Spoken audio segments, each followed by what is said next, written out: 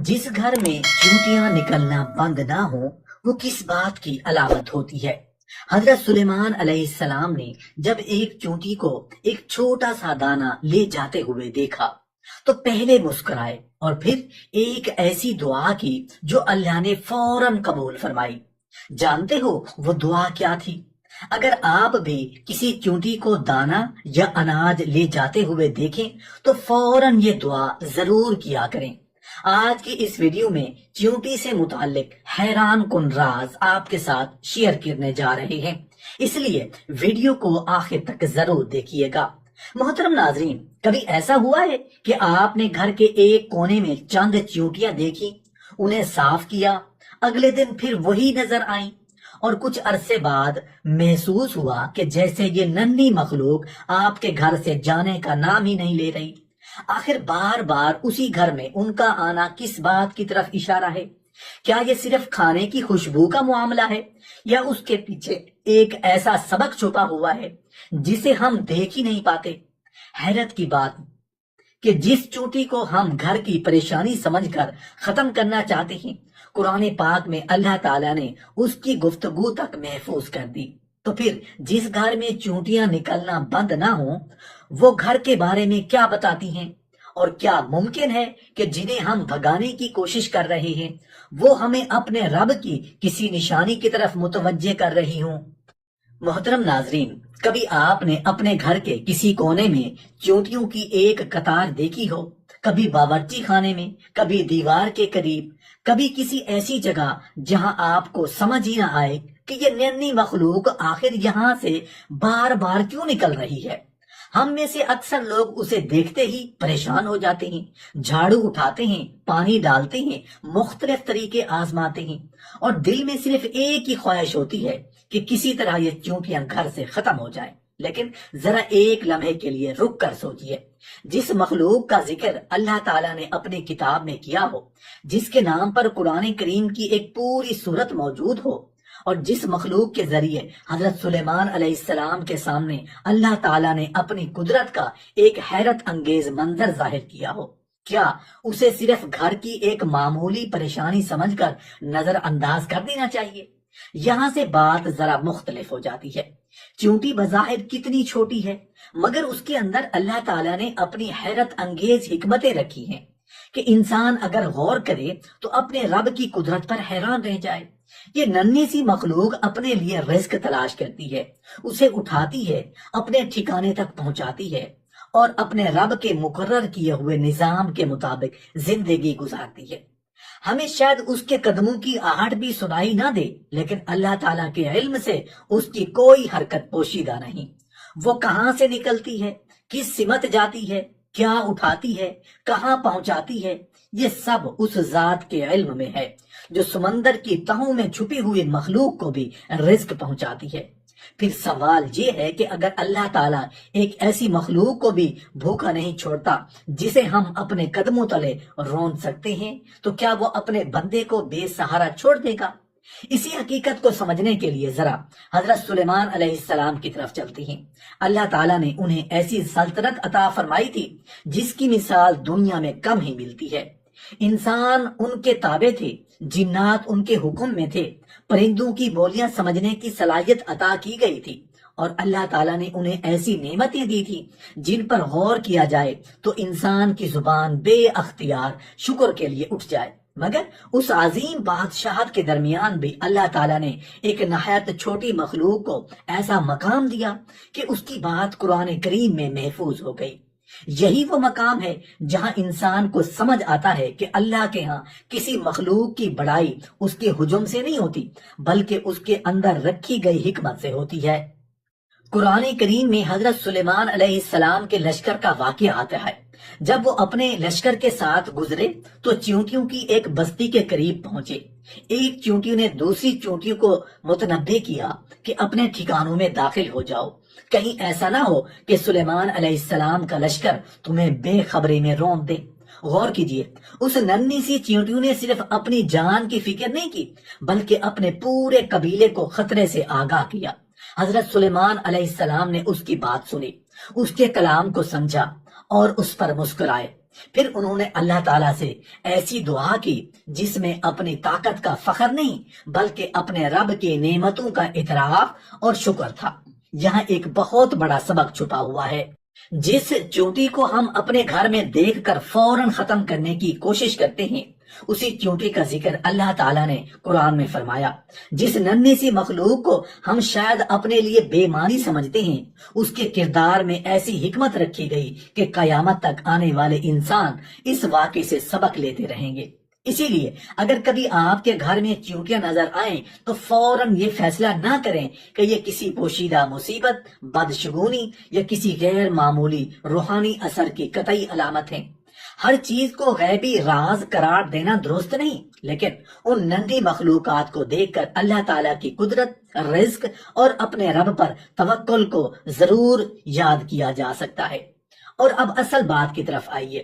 جس گھر میں چونٹیاں بار بار نکلتی ہوں، کیا واقعی یہ اس بات کی نشانی ہے کہ اس گھر میں کوئی خاص روحانی حقیقت موجود ہے؟ کیا ان کی موجودگی گھر کی برکت، رزق یا خوشحالی کے بارے میں کوئی یقینی پیغام دیتی ہے، یا پھر ان کے پیچھے ایک بالکل مختلف حقیقت ہے جسے ہم اپنے روایتی باتوں اور سنی سنائی حکایتوں میں گم کر دیتے ہیں؟ یہی وہ مقام ہے جہاں ہمیں جذبات کے ساتھ ساتھ دین کی اصل تعلیم کو بھی سمجھنا ہوگا، کیونکہ ہر عجیب واقعہ کو فوراً جادو، نظر، نحوست یا کسی غیبی اشارے سے جوڑ دینا نہ قرآن کا طریقہ ہے نہ ہی سنت کا۔ لیکن اس کے باوجود چیونٹیوں کا گھر میں بار بار آنا ہمیں ایک ایسی بات ضرور یاد دلاتا ہے جسے انسان اکثر بھول جاتا ہے۔ رزق کا مالک وہ ہے جس نے سمندر کی تہہ میں موجود مخلوق کے لیے بھی رزق کا انتظام کر رکھا ہے۔ اگر ایک چیونٹی اپنے حصے کے دانے کی تلاش میں اپنے ٹھکانے سے نکلتی ہے اور اللہ تعالیٰ اس کے لیے راستہ بناتا ہے، تو ہمیں اپنے رزق کے بارے میں کتنا یقین ہونا چاہیے۔ شاید اسی ننھی مخلوق کو دیکھ کر انسان اپنے رب کے ساتھ تعلق مضبوط کرنے کی طرف واپس لوٹ آئے، اور یہی اس منظر کا سب سے خوبصورت سبق ہے۔ محترم ناظرین، اب ذرا اس منظر کو اپنے ذہن میں لائیے۔ آپ اپنے گھر میں داخل ہوتے ہیں، سب کچھ معمول کے مطابق ہے، مگر کسی کونے میں چھوٹی چھوٹی چیونٹیاں مسلسل چلتی ہوئی دکھائی دیتی ہیں۔ آپ انہیں دیکھ کر فوراً پریشان ہو جاتے ہیں، کبھی صفائی کرتی ہیں، کبھی کوئی گھریلو تدبیر آزماتے ہیں، کبھی سوچتے ہیں کہ آخر یہ چیونٹیاں بار بار اسی گھر میں کیوں آ رہی ہیں۔ لیکن ذرا رک کر سوچئے، کیا ہر چیز جو ہمیں پریشان کرتی ہے لازماً ہمارے لیے نقصان دہ بھی ہوتی ہے؟ کیا ایک ننھی سی مخلوق کا بار بار ہمارے گھر میں ظاہر ہونا صرف گندگی یا بے ترتیبی کی علامت ہے، یا اس منظر کے پیچھے اللہ تعالیٰ کی قدرت کی کوئی ایسی نشانی بھی چھپی ہوئی ہے جسے ہم اپنی جلد بازی میں دیکھ ہی نہیں پاتے؟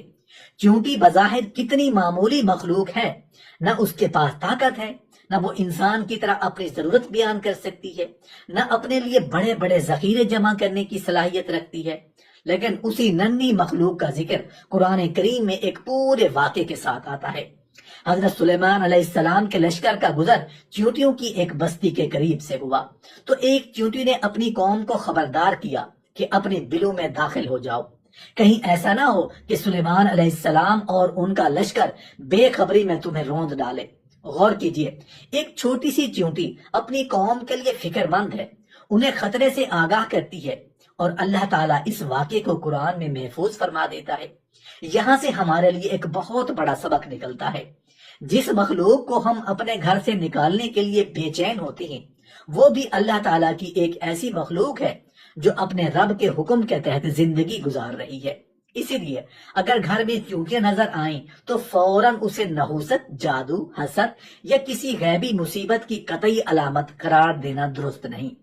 چونٹیوں کی موجودگی کی عام وجوہات خوراک کے ذرات، مٹھاس، نمی، دراڑیں یا گھر میں داخل ہونے کے راستے بھی ہو سکتی ہیں، لیکن اصل سوال ابھی باقی ہے۔ اگر کسی گھر میں چونٹیاں بار بار نکلتی رہیں، ختم ہونے کا نام نہ لیں، تو ہمیں اس منظر کو کس نظر سے دیکھنا چاہیے؟ کیا یہ ہمارے لیے صرف صفائی کا مسئلہ ہے یا اس کے ذریعے ہم اپنے رب کی ایک ایسی نشانی بھی دیکھ سکتے ہیں جو ہمیں رزق، شکر اور اللہ پر توکل کا سبق دیتی ہے؟ اور سب سے بڑھ کر حضرت سلیمان علیہ السلام کے زمانے کی وہ چیونٹی کیا کہتی تھی، جس کی بات سن کر ایک نبی مسکرائے اور اللہ تعالیٰ سے شکر کی ایسی دعا مانگی جو آج بھی ہمارے لیے سبق ہے۔ یہی وہ مقام ہے جہاں ہمیں چیونٹی کو صرف ایک کیڑے کے طور پر دیکھنا چھوڑ کر اللہ کی مخلوق اور اس کی قدرت کی نشانی کے طور پر دیکھنا ہوگا۔ محترم ناظرین، اب ذرا اس مقام پر ٹھہریے، کیونکہ حضرت سلیمان علیہ السلام اور چیونٹی کا واقعہ صرف ایک عجیب واقعہ نہیں بلکہ ہمارے لیے شکر، رزق اور اللہ تعالیٰ کی قدرت کا ایک سبق ہے جسے گھر کے معمولی سے منظر سے بھی سمجھا جا سکتا ہے۔ قرآن کریم میں جب چیونٹی نے اپنی قوم کو خبردار کیا تو حضرت سلیمان علیہ السلام اس کی بات سن کر مسکرائے اور فوراً اپنے رب کی طرف متوجہ ہوئے۔ انہوں نے اللہ تعالیٰ سے دعا کی کہ اے میرے رب، مجھے توفیق دے کہ میں تیری ان نعمتوں کا شکر ادا کروں جو تو نے مجھ پر اور میرے والدین پر فرمائی ہیں، اور ایسے نیک عمل کروں جن سے تو راضی ہو۔ سوچئے، ایک نبی کے سامنے ایک ننھی سی چیونٹی کا واقعہ پیش آیا، مگر انہوں نے اس میں اپنی بڑائی نہیں دیکھی بلکہ اپنے رب کی نعمت دیکھی۔ یہی اصل فرق ہے۔ انسان کے پاس نعمت آتی ہے تو وہ کبھی اسے اپنی محنت کا نتیجہ سمجھ لیتا ہے، کبھی عقل کا کمال اور کبھی اپنی قابلیت کا ثبوت، لیکن اللہ والے لوگ نعمت دیکھتے ہیں تو نعمت دینے والے کو پہچانتے ہیں۔ یہی شکر ہے، یہی عاجزی ہے اور یہی وہ رویہ ہے جو انسان کے دل کو اللہ تعالیٰ کے قریب لے جاتا ہے۔ اب اپنے گھر کا تصور کیجئے، اگر کسی کونے میں چیونٹیاں مسلسل آ رہی ہیں تو سب سے پہلے اس کے عملی اسباب تلاش کریں۔ ممکن ہے کہیں مٹھاس گری ہو، کھانے کے ذرات موجود ہوں، نمی ہو یا دیوار اور فرش میں کوئی باریک راستہ بنا ہوا ہو۔ اس مسئلے کو حل کرنے کے لیے صفائی کرنا، خوراک محفوظ رکھنا اور ان کے راستے بند کرنا بالکل مناسب ہے، لیکن ان سب کے ساتھ اپنے دل میں ایک اور خیال پیدا کیجئے، یہ بھی اللہ کی مخلوق ہے، اس کا رزق بھی اللہ کے ذمے ہے اور میرا رزق بھی اسی کے اختیار میں ہے۔ یہ سوچ انسان کے اندر ایک عجیب سکون پیدا کرتی ہے۔ پھر گھر میں موجود چیزیں صرف چیزیں نہیں رہتی، روٹی رزق بن جاتی ہے، پانی نعمت بن جاتا ہے، بچوں کی ہنسی نعمت بن جاتی ہے، صحت نعمت بن جاتی ہے، اور گھر کا سکون بھی اللہ تعالیٰ کی عطا محسوس ہونے لگتا ہے۔ انسان کے پاس شاید وہ سب کچھ نہ ہو جو وہ چاہتا ہے، لیکن شکر کی نظر اسے یہ دکھا دیتی ہے کہ اس کے پاس پہلے ہی بہت کچھ موجود ہے۔ اور یہاں ایک انتہائی اہم بات سمجھ لیجئے، گھر میں چیونٹیوں کا زیادہ نکلنا اس بات کا شرعی ثبوت نہیں کہ وہاں برکت ہے یا رزق بڑھنے والا ہے یا کوئی خاص روحانی پیغام آ رہا ہے۔ اسی طرح انہیں دیکھ کر یہ فیصلہ کرنا بھی درست نہیں کہ گھر پر جادو ہے، حسد ہے یا کوئی غیبی مصیبت ہے۔ ایسی باتوں کے لیے واضح شرعی دلیل درکار ہوتی ہے۔ ہمیں دین کو قصوں، مشاہدات اور اندازوں سے نہیں بلکہ قرآن و سنت کی روشنی میں سمجھنا چاہیے۔ البتہ چیونٹی کا قرآن میں ذکر ہونا ہمیں اس کی اہمیت ضرور یاد دلاتا ہے۔ سورہ النمل میں حضرت سلیمان علیہ السلام کے لشکر اور چیونٹیوں کے واقعے سے معلوم ہوتا ہے کہ اللہ تعالیٰ نے اپنی مخلوق کو کس قدر حیرت انگیز صلاحیتیں عطا فرمائیں۔ ایک چھوٹی سی چیونٹی اپنے ساتھیوں کے بارے میں فکر کرتی ہے، انہیں خطرے سے آگاہ کرتی ہے، اپنی بستی کو بچانے کی کوشش کرتی ہے۔ اور شاید ہمارے لیے اس واقعے کا سب سے خوبصورت پہلو یہی ہے کہ جس مخلوق کو ہم اکثر صرف ایک مسئلہ سمجھتے ہیں، قرآن ہمیں اس کے ذریعے ایک عظیم اخلاقی سبق دکھاتا ہے۔ دوسروں کو فکر کرو، اپنے رب کی نعمتوں کو پہچانو، اپنی طاقت پر غرور نہ کرو، ہر حال میں اللہ تعالیٰ کی طرف رجوع رکھو۔ اب ذرا ایک اور منظر کا تصور کریں۔